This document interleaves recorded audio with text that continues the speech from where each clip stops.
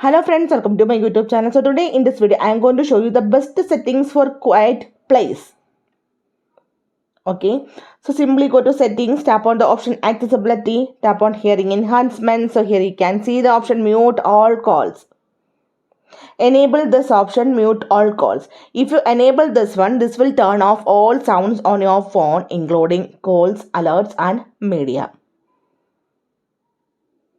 Okay, and after this one again go to the settings, main settings page, tap on the option sounds and vibration. First of all you need to reduce the vibration. You can enable this mute. If you enable this mute option, the vibration also disabled.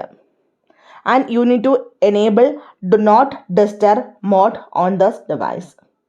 For this, simply go to the quick settings and here you will get the option do not disturb. Enable this one.